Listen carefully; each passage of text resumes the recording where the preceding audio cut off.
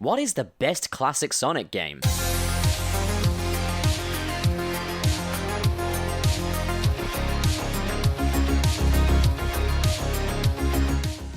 For many perfectly normal people with perfectly respectable opinions, the question, what is the best classic Sonic game, automatically equals what is the best Sonic game. Which is what I think makes my perspective a little bit different. Because I, believe it or not, am more of a modern Sonic fan. I'm gonna have to ask you to put the pitchfork away for a second. I personally prefer Sonic in 3D because I think for a character that's always moving forward, it only makes sense for us to move forward with him as opposed to sideways. Obviously, execution is everything, but I believe that when done right, 3D Sonic can be even better than 2D Sonic. Now, obviously, I don't disregard everything that's brilliant about classic Sonic. I understand that his games have more of a consistent quality to them. I understand the nuance that makes people love those games. And there are things about classic Sonic that I do prefer to modern Sonic. But first and foremost, I am a modern 3D Sonic fan. Most of my favorite Sonic games are the 3D ones, so I'm kind of hoping that that's going to separate my perspective on classic Sonic games from anybody else's. You are truly some sort of hack. Oh boy, get a load of Mr. Naysayer over here. Look, I know your game. You're just copying Mr. Game Apologist. He's doing great. He's just released the best Sonic video ever with the entire community involved. And he's overtaken you in subs. And now you're trying to live up to that. Kind of a dick move you copying him after how nice he's been to you.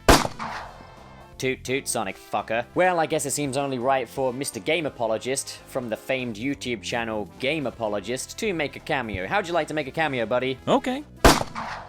Enough out of you, subscribe to Game Apologist. So in this video, we'll be looking at 6 Sonic games, and these are all major releases. I'm not factoring in handhelds or Master System games, because it's definitely not going to be any of them. Sonic wore his quality on his sleeve. There are no hidden gems here. I'm also not counting any crossovers with modern Sonic as classic Sonic games, because Sonic Generations and Sonic Forces, they're both modern Sonic games at most. So the games will be Sonic the Hedgehog, Sonic the Hedgehog 2, Sonic CD, Sonic the Hedgehog 3, Sonic and Knuckles, and Sonic Mania. And no, I will not be counting Sonic 3 and Knuckles or accounting for any of Sonic and Knuckles' lock-on compatibility. Why? Because this video wouldn't be worth making. I would have pretty much the same answer anybody else would have as to what the best classic Sonic game is. Yes, Sonic 3 and Sonic and Knuckles were intended to be one game but couldn't be one game due to technical difficulties, but they are 2 releases. You're buying 2 cartridges in 2 different boxes. And also, I will not be adding on Sonic Mania Plus either. These are base games only. We're going old school with this. So to make this video really crackle that little bit extra, I went back and played all of these Sonic games again. I didn't 100% them because I gotta have time to watch Tiger King on Netflix because that thing is awesome. I think it might be even better than the original Lion King. Sonic the Hedgehog 1. It's easy to look at Sonic the Hedgehog 1 through rosy-tinted glasses, so I'm quickly gonna get the basic points you've heard over and over again out of the way really quick.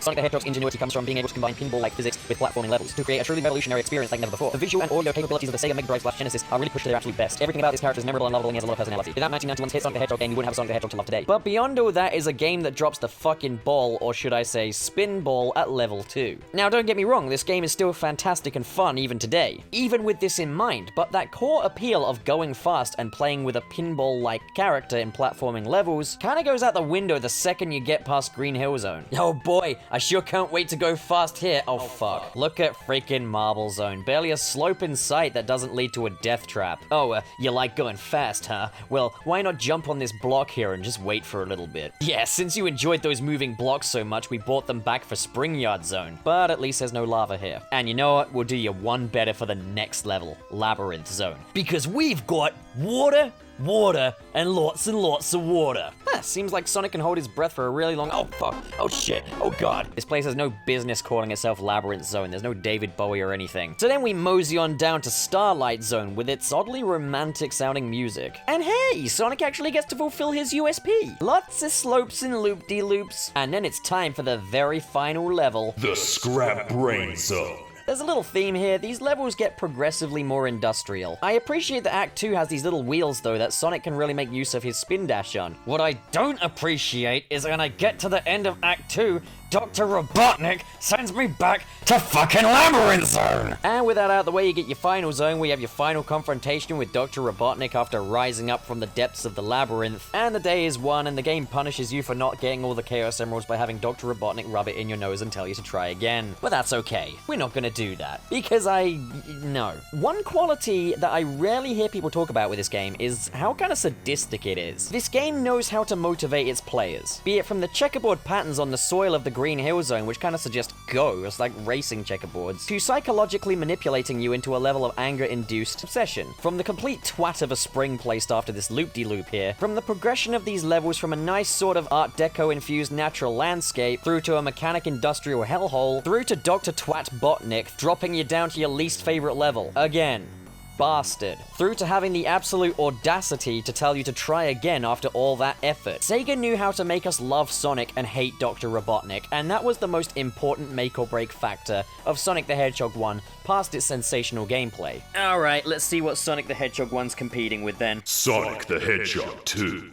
The first thing that's noticeable about Sonic the Hedgehog 2 is the addition of Tails, because he's right there looking at you from the title screen, suggesting that this guy is going to be pretty important. And well, his importance depends on how you play. There is a way you can really get the most out of Tails, and that's by picking up a second controller, and say, for a boss fight for example, find Sonic a nice cozy space to hide in and have Tails do all the work, because Tails is invincible. Well, only when you're using him as a secondary character to Sonic. There's no way of making Tails dominant over Sonic, but you can play the adventure by himself if you like. Now, if you don't use that second controller trick, because to be honest, who the flicky is patient enough to do that, it really won't make much difference to your experience as to whether or not you play with just Sonic or Sonic and Tails together. I like to play as them both together because it's hilarious when Tails just gets hit by shit that he can't avoid because Sonic's running so fast. So while Sonic the Hedgehog 1 had 7 zones, Sonic the Hedgehog 2 has 12. So I'm going to be much more brief with their descriptions. But what I will say is that these levels are much less confined than the ones in Sonic the Hedgehog 1. They're a lot more stretchy, there's a lot more chances for Sonic to really utilize his speed in the levels, and the platforming has a lot less waiting around. This game stays consistently enjoyable from start to finish. Well, almost. We'll get to that. But it's much better paced with just 2 acts per zone instead of 3, and you go from Emerald Hill Zone, which is like a better designed Green Hill Zone, I guess, just the music's not as good, and the overall aesthetic, I prefer Green Hill, which has you running fast, but there's no getting smacked by a marble zone this time, as Chemical Plant Zone is also very thrilling. It uses water as well, but not much. It's a little tease of what's to come. There is some waiting around in Chemical Plant as you get to a stretch of blocks that kind of have to move and line up, and that one stretch that takes the most time in the level is also underwater, so it's just this game's way of showing, no, we're not fucking around. We're still sadistic as fuck. You then have Aquatic Ruin Zone, which is really nice and pretty, and it proves that a water level can be fun and still fast-paced, and you can pretty much avoid the water altogether if you play it well enough. You follow that up with a chance to really take advantage of Sonic's pinball-like physics in Casino Night Zone, as well as his gambling addiction. And then there's up to, Hilltop Zone. I find something about this level just so boredom-inducing. I don't know if it's because I just don't like lava after Marble Zone. It's got this kind of Canadian forest look, which I don't mind, but it's just, why the lava, man? Like, come on. The music is great, though. You follow that with Mystic Cave Zone, a level that looks and sounds a lot more intimidating than it actually is. It's actually a really cool level, with the exception of one obstacle that you really can't bounce back from, and that is the dreaded pit. Sonic 2 once again showing its teeth. Zone 7 is where I'd put my hidden palace. If I had one! Then we get Oil Ocean Zone, which is kind of the closest thing we have to Scrap Brain in terms of an industrial looking level, but it doesn't necessarily feel like it belongs to Dr. Robotnik. It feels like just one pit stop on the journey. Right. Now is where the game becomes a dick. And if you fall here, you got a long way to fall. Metropolis Zone, and no, Superman does not live here. Packed with really fucking fuck moments. Fuck you! Whew. Well, that's Act 2 done. And when that's done, well, you like waiting? You thought Sonic the Hedgehog 2 was not as sadistic as the first one, because it didn't make you wait around, but then after all that speeding and running and freedom, you now have to stand on top of a plane and just let Tails do his thing. But you just jump on the enemies and just make sure the path is clear for Tails, and that's his impact in the story. He has a plane. And where is Takes tailing you?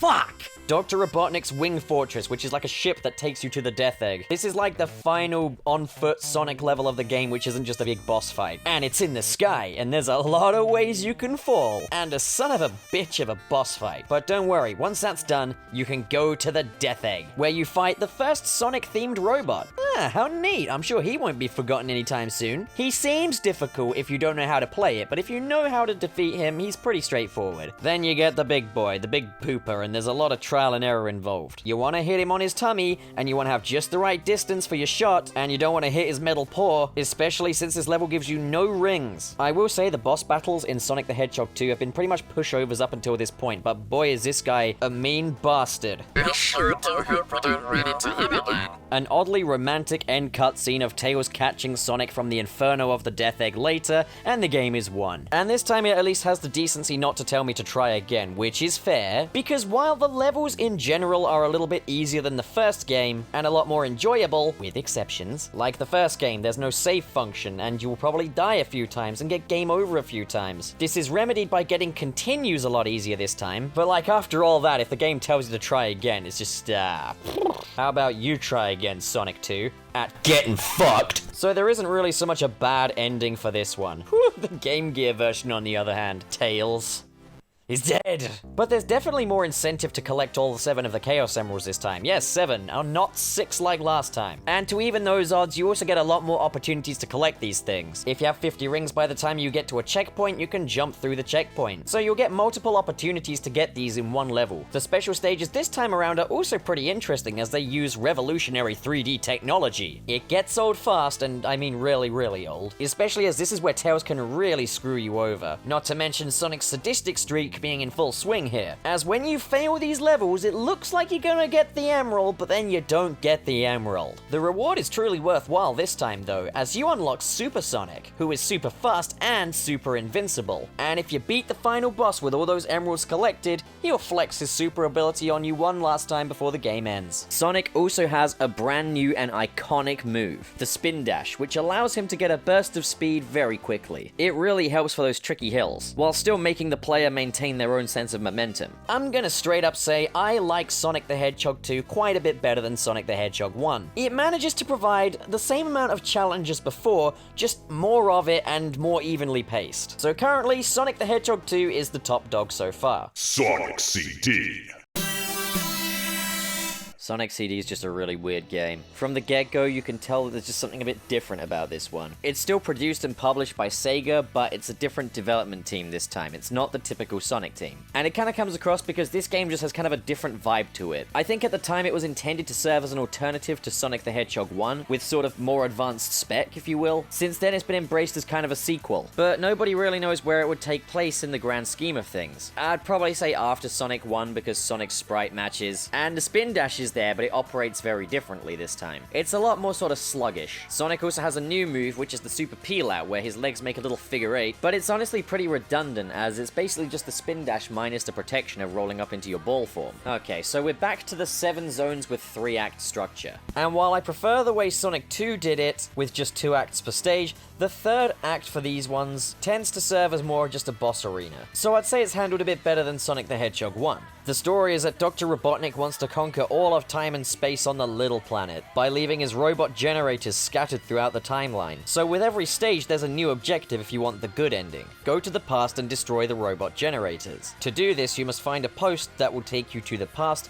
and then reach your top speed, and maintain that top speed until you go to the past. As well as that, you have to unlock time stones, which serve a similar purpose to the emeralds, except you don't go supersonic at all in this game. And it all amounts to an ever so slightly different cutscene at the end. I still haven't worked out the difference. What I will say though is that Sonic CD's animated cutscenes by Toei look absolutely fantastic. This game's presentation definitely has its own identity, with the levels taking on a more psychedelic look while echoing looks from the original Sonic the Hedgehog. The colors are a lot more vibrant and the backgrounds are a lot more active this time. But I can't help but feel it's just a little bit too much this time around. It's a little sickly looking. The music is also quite a far cry from previous Sonic games, being as this is no longer 16-bit chiptunes, but much clearer sounding and more well-synthesized music altogether. What's crazy bizarre is that there's two different soundtracks, the Japan and Europe soundtrack and the USA soundtrack. I don't know which of the two soundtracks I like better. They both take on a very different sort of identity. It's quite clear that the USA has a very different attitude towards Dr. Robotnik though than the Japanese version did. Now I'm gonna be real, I'm not massively into the time travel stuff in this game, and the special stages are super difficult, and with the game not really giving you much reason to collect all the time stones, it's just...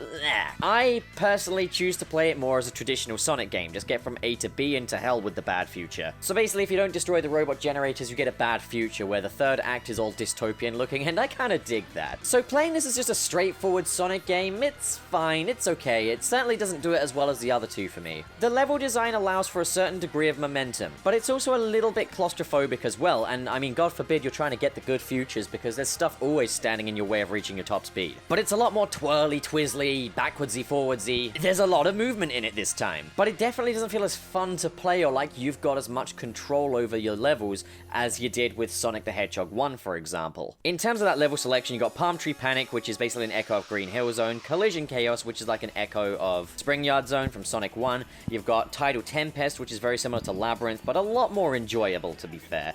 Quartz Quadrant is, it's like Marble Zone, but again, much more enjoyable, very forgettable though.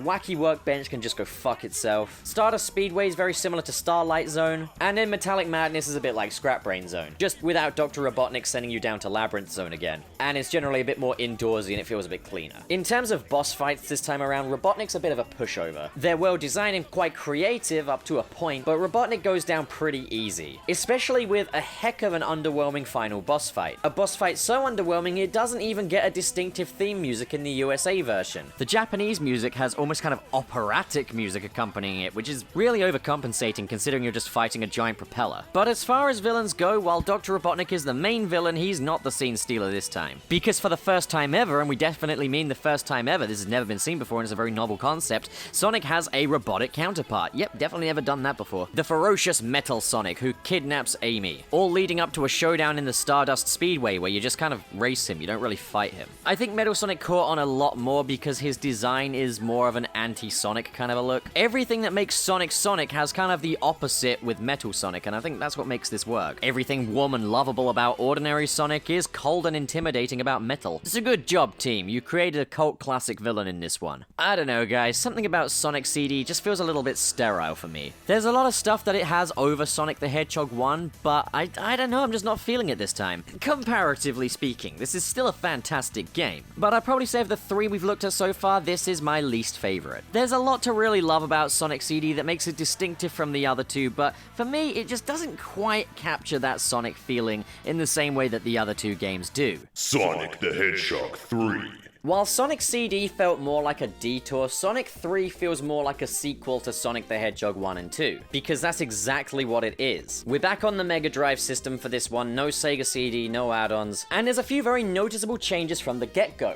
A. Sonic the Hedgehog's theme music is completely different this time around, and I really like it. It's got that same sort of spirit to it. Is it as iconic? No, but I still really like it. Sonic himself now appears to be utilizing 3D graphics in that title screen. The title screen begins with him literally leaping out of the screen. Sonic 3 really wants to make its presence known, and as you fire up that single player mode, Sonic 3 bestows you with a welcome gift you really needed in Sonic the Hedgehog 2. For the very first time, a save function is included on the game cartridge. Sonic CD also had a save function due to being on the Sega CD as opposed to just the Mega Drive. With Sonic the Hedgehog 3 though, for it to be on the cartridge is a pretty novel thing. And unlike the previous three games, Sonic the Hedgehog 3 thrusts you into the adventure using an opening cutscene using the game's sprites. You know from the get-go what the context of this is all gonna be. Sonic begins the game at his peak power. He's got all the Chaos Emeralds, he's supersonic, continuing where Sonic 2 left off. But all of that power is taken away by Knuckles, an enemy powerful enough to slap him out of his super form. So Sonic begins chasing his new enemy Knuckles through unfamiliar territory, Angel Island. Island. And immediately this game gives you much more of an incentive to explore. Sonic 1 and 2 were all about finding the fastest route to the end of the level. Sonic CD incentivized exploration using its future and past dynamic, where Sonic 3 has an abundance of unique power-ups to find, as well as special stage rings in hidden areas. The game can be played as an A to B thing as well, like previous Sonic games, and it's still absolutely fantastic as the levels go further and higher than ever before, while having a perfect blend of platforming that's suitable for Sonic's momentum-based gameplay. There's also a lot more overall elements to these levels than ever before. Every zone offers something new for Sonic to play with, be it rocks you can smash through with your spin dash, more underwater sections than ever before, and it all just contributes to making the experience feel that much more real. And with these additional elements come the elemental shields, which replace the normal shield from Sonic 1 and 2. There's the electric shield, which allows Sonic a little extra bounce, and there's a fire shield which makes Sonic impervious to heat and allows him to do a little air dash. Both of these shields will die out if put in water though, and for that you have the bubble shield, which protects Sonic from drowning and allows him to do a little bounce. There is also the insta shield, which can be accessed at any time by double tapping the jump button. This gives Sonic a brief shield for about a millisecond, which can be useful when fighting against the more finicky badniks, or if you want to deal that little bit of extra damage on a boss fight. It takes good timing to get this right though, so it's not like it eliminates all the challenge. With an abundance of different elements throughout these stages and a bunch of different elemental shields to go with that, Sonic the Hedgehog 3 adds a whole new layer to the Sonic experience. Every aspect of Sonic has been made more interesting, more interactive, and more rewarding across the board. Even the goalposts that you run past to get to the end of the level now falls from the sky, allowing you to bounce it around for a bit for extra power-ups. Even something as arbitrary as changing acts. The screen no longer fades out and fades back in, you just continue right where you left off, making every stage feel like one giant zone. There's even little cutscenes explaining how Sonic gets from zone to zone, making this experience infinitely more immersive than any Sonic experience before it. But while all this is going on and Knuckles is on the run with the Chaos Emeralds, there's a certain someone who wants to remind you of their existence. And boy does he. Dr. Robotnik is back. In the middle of Act 1, he sends out a bunch of drones to bomb Angel Island, and from there on out, the level becomes an inferno. You fight against a mini-boss against these drones in the end of Act 1. Yes, Act 1 now ends with a mini-boss against one of Dr. Robotnik's drone robots, where you actually get to fight Dr. Robotnik at the end of Act 2. And he makes his presence known by having his airship drop bombs on you, and then rushing through the background of the stage while sirens blare. Holy crap, Sonic the Hedgehog 3 takes literally everything that worked about Sonic and dials it up to 100. But there is one slight downside to Sonic the Hedgehog 3. While everything is bigger, there is one thing that got smaller, and that is the level count. That save feature definitely would have been better off in Sonic 2 than it is here, as Sonic the Hedgehog 3 totals in at only 6 zones, which is half the number of zones that Sonic the Hedgehog 2 had. We've got Angel Island Zone, the luscious Angel Island, which turns into a flaming inferno by Act 2, which feels a lot like a jungle gym. Then we have Hydro City Zone, which is probably my favorite level in the game.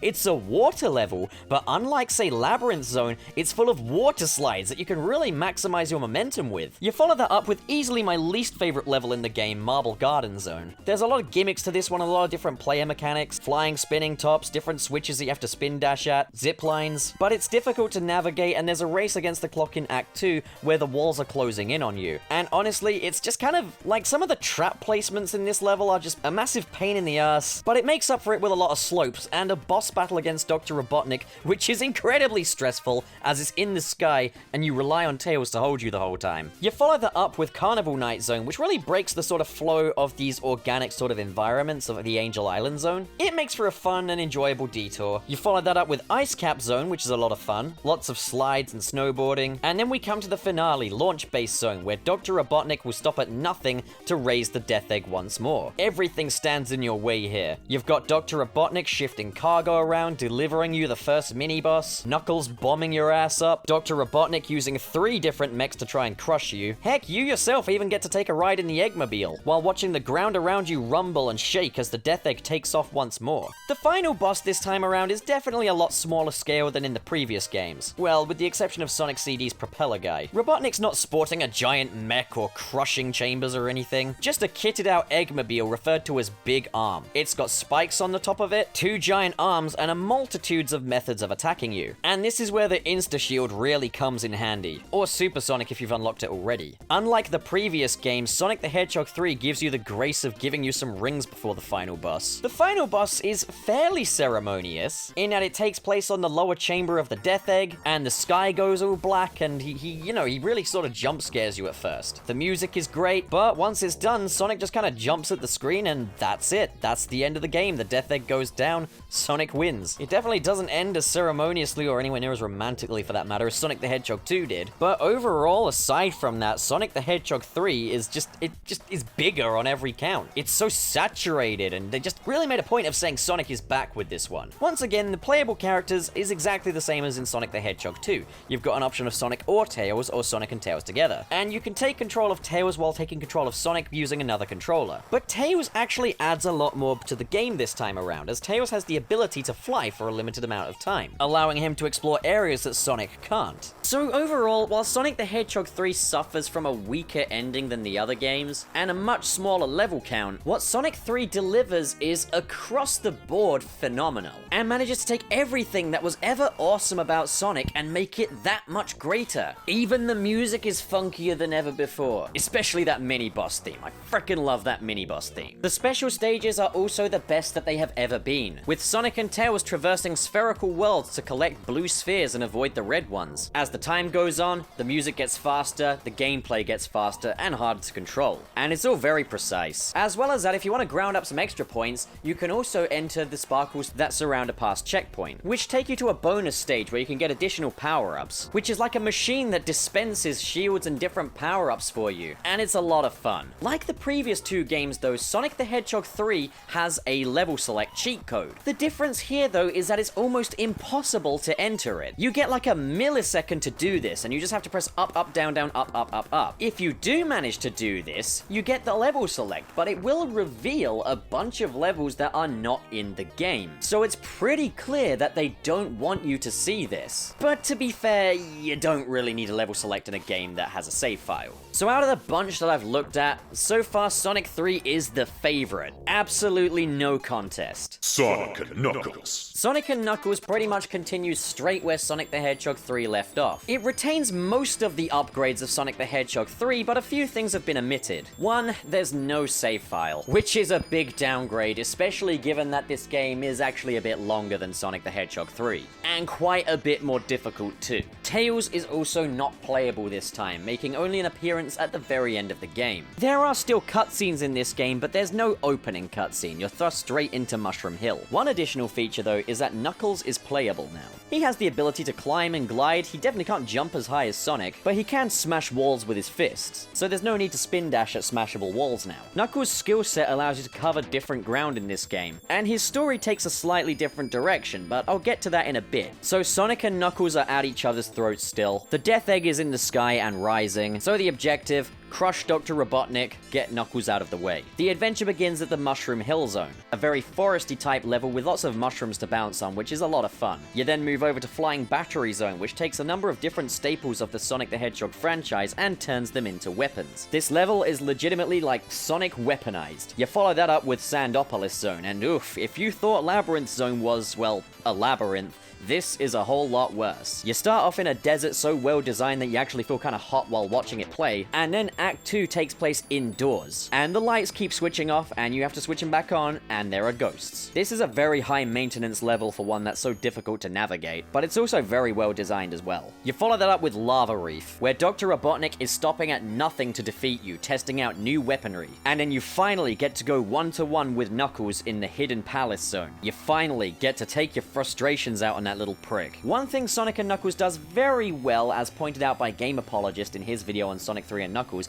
is foreshadowing. Lava Reef has Dr. Robotnik testing out a giant hand to defeat you, which may just come in handy later. In the back of Hidden Palace, there's a mosaic on the wall displaying a flaming flying hero going up against a Goliath-like figure, and you'll see how that comes into play later. But when Dr. Robotnik attacks, Sonic and Knuckles realize they've got the same goal in mind: crush Dr. Robotnik. Which brings us to the next level where Knuckles helps you navigate through the Sky Sanctuary, a beautiful nature preserve being attacked by Dr. Robotnik and his egg pawns. This level is one single act, and Dr. Robotnik sends down a robotic mercenary to take care of you, using different vehicles that Dr. Robotnik has used in previous games. The mercenary is Mecha Sonic. Oh wow, awesome, I'm sure he'll go on to be just as popular as the other guy. Now there is an Act 2, but you don't get to play it as Sonic. That instead serves as Knuckles' final leg of the journey, where he takes on Super Mecha Sonic. Sonic, on the other hand, makes it to the Death Egg, which is no longer just a stage for the final boss like it was in Sonic 2. This is now a fully fledged level with all sorts of traps and contraptions, and all different robots that want you dead. And you don't just fight a drone at the end of Act 1 either. You fight a drone at the end of Act 1 and 2. Before taking on the final boss, which is Dr. Robotnik in the Kyodai Eggman Robo, which is by far the biggest robot Dr. Robotnik has ever created. A robot so massive you can only really fight his fingers, which are the same fingers that attacked you in the lava reef. He can also shoot flames out of his nose and lasers using the Master Emerald, which is all locked up in his head behind a magnifying glass, in order to concentrate its power into a beam. As you deconstruct this giant mech, by the end of it, it's just you and Dr. Robotnik. Dr. Robotnik on the run with the Master Emerald, and you after him. And if you don't have all of the emeralds, this is where the game ends for you. Sonic and Knuckles are now united, Dr. Robotnik is defeated once again, and Tails saves your ass while dolphins follow you. But if you do have all of the emeralds, not only do you unlock Super Sonic, you unlock a secret ending.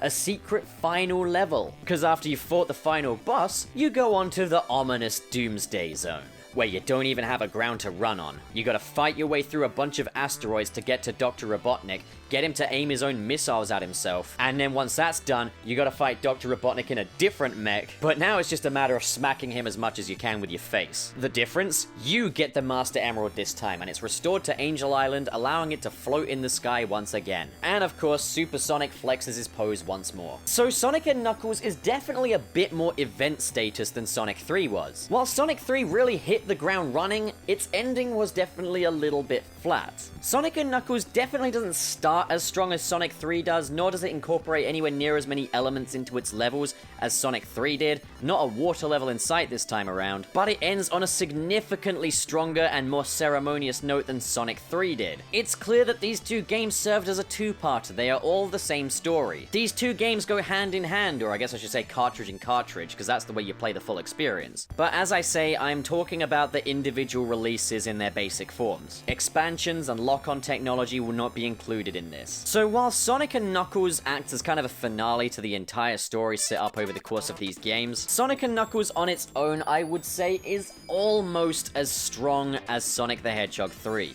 Sure, it goes out on a bang, but I just prefer Sonic the Hedgehog 3's level selection. And I really enjoyed how Sonic 3 really reintroduced everything. Sonic and Knuckles by itself does very little to reintroduce anything in this story, and things don't really pick up until midway through. I'll also say I think I prefer the soundtrack of Sonic the Hedgehog 3. It's not quite as funky this time, especially not the mini-boss theme. Also, no ability to save, like, that's a big step back. So while it is a very close second, I'd still say that Sonic and Knuckles is a close second to Sonic the Hedgehog 3. Sonic and Knuckles would be the final major classic Sonic game for 23 years, until the release of Sonic Mania. So, we come to the finale. Sonic Mania serves as a very loose continuation from Sonic and Knuckles, but it doesn't serve as a finale like Sonic and Knuckles did. Instead, a fun celebration of classic Sonic. Everything established and perfected in Sonic 3 and Sonic and Knuckles is back this time around. Level transitions, cutscenes, elemental shields, it's all there. Bonus stages, Blue Sphere collection, that all makes a comeback. But it also brings in a few elements from Sonic CD as well, such as fully animated, illustrated cutscenes, better synthesized music as opposed to chiptunes, and the return of Metal Sonic, cementing Sonic CD's place in the Sonic timeline. For better or for worse, but definitely better. Sonic Mania begins almost identically to Sonic the Hedgehog 3, with Super Sonic flying towards Angel Island, but this time rather than being thwarted by Knuckles, he is instead thwarted by the hard-boiled heavies, Dr. Robotnik's new squad of robo-mercenaries, who are mining for a new stone called the Phantom Ruby, which sends Sonic and Tails through to different locations from their past, with the adventure beginning at Green Hill Zone. Now, like Sonic CD, Sonic Mania is not developed by the usual Sonic team, instead by a team of devoted fans, while it is still officially published by Sega. The Mania team definitely captured the essence of Sonic a lot better than Sonic CD did. Nothing feels weird or sterile this time around, and the level design is absolutely fantastic, falling much more in line with Sonic the Hedgehog 3. While the zones may have familiar themes, this game adds a new twist to every single one of them, maximizing their potential. Sonic also controls better than ever before. The whole experience feels much more smooth, while still maintaining that momentum-based gameplay. The animations are also more expressive and silky than ever before. The presentation of this game is easily the best of any of them yet. From the gorgeous sounding music through to the candy-colored sparkling graphics. Even Sonic has a more vibrant coat of paint. And like with the previous games, you can play as both Sonic and Tails, Sonic by himself, Tails, and Knuckles. And the three of them can cover new ground and unlock different areas, as all of their skills make a comeback too. And as a standalone package, Sonic Mania also totals in at the biggest number of zones, with 13 zones altogether. The level themes are almost entirely old favorites, which are full of Easter eggs and throwbacks to other games in the series, even some of the more obscure ones. And the boss fights within those zones may be boss fights you've seen before employing brand new strategies, but in some cases they're perfectly original. And there are some truly out-of-the-box ideas for Sonic bosses, with Chemical Plant's boss throwing you into the ring with Dr. Robotnik's Mean Bean Machine, or the mini-boss of Hydro City having Sonic pilot the Eggmobile while Dr. Robotnik swims in the ocean below. The Mirage Saloon boss fight has Sonic face off against mirages of Knack the Weasel and other forgotten Sonic characters. It's really fun to play through levels from Sonic the Hedgehog 1, 2, and CD with the level of storytelling that came in Sonic the Hedgehog 3, as the second acts usually feature quite a drastic change in direction for the level. Out of Sonic Mania's 13 stage count, one of them is the final boss, 8 of them are remixes of familiar zones, and 4 of them are brand new, which does put a ring around something of an elephant in the room with Sonic Mania. Sonic Mania is clearly intended to be a love letter to the previous Sonic games. However, I can't help but feel that there is some missed potential here. I definitely would have preferred if the game was made up of entirely brand new level themes, because the brand new levels that are here are absolutely fantastic and the highlight of the game. So the level selection that we do have are Green Hill Zone, but with much more to play with, Chemical Plant Zone but with some bouncy bits in the second act, Studiopolis Zone, a brand new Hollywood-themed level with all kinds of TV gimmicks to play with, Flying Battery Zone, except to be honest not that much has really changed, Press Garden Zone, a lush forest that sort of prints newspapers as well I guess, Stardust Speedway except the Metal Sonic boss fight is way better, Hydro City Zone which is just as fun as the original, Mirage Saloon Zone which is a Wild West themed zone, and for Sonic's end of the gameplay you start the first level off as an homage to Sky Chase with Sonic on the Tornado, Oil Ocean Zone, except in its second act the place becomes a toxic inferno, Lava Reef Zone, which definitely is not as compelling as its Sonic and Knuckles counterpart, Metallic Madness Zone, which is amazing because it brings back the fun shrinking gimmick from Sonic CD, but you can also play in the background of the level, which is awesome, and the final major zone, Titanic Monarch, Robotnik's newest base of operations, with a very eerie feeling like you shouldn't be there, partially thanks to the music being so otherworldly. The sound effects and mech designs in this level really make it feel like you're an intruder, and as well as that, it's enhanced with the Phantom Ruby, so there are portals everywhere sending you in all kinds of different directions. It's on you to clear out shop and crush Dr. Robotnik,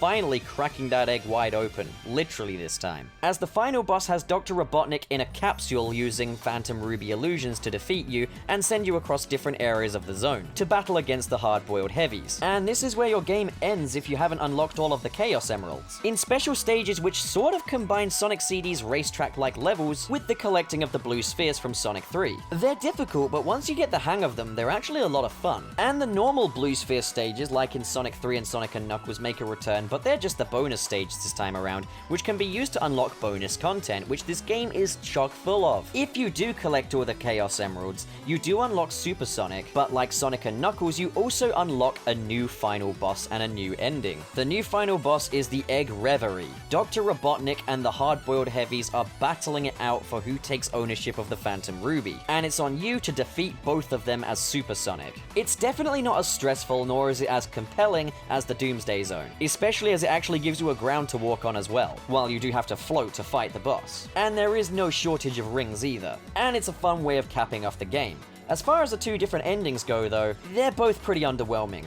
They're animated like the Sonic CD one, but there's definitely not as much going on here. If you get the bad ending, Sonic, Tails, and Knuckles watch on as the Titanic Monarch explodes, and then Sonic jumps up and does a little pose. If you get the good ending, it's exactly the same except Sonic is absent, instead swirling through a portal to another dimension. You don't know what any of this means if you play Sonic Mania just as is, but it is revealed in Sonic Forces that this is where he went, but that's a modern Sonic game so that doesn't really factor in. Both of these endings are just a little bit lame to be honest. So Sonic Mania has definitely the most refined gameplay, visuals, and overall presentation of any Sonic game ever made. The selection of levels here is an absolute win as well, and there is an abundance of bonus content, including an Knuckles mode, which is just a funny little version for Knuckles' story, which ends with Knuckles telling the story to a bunch of flickies. I will say though, the story and storytelling are nowhere near as compelling in this one as they are in Sonic 3 and Sonic & Knuckles. And the use of familiar levels definitely makes it not as exciting to explore this one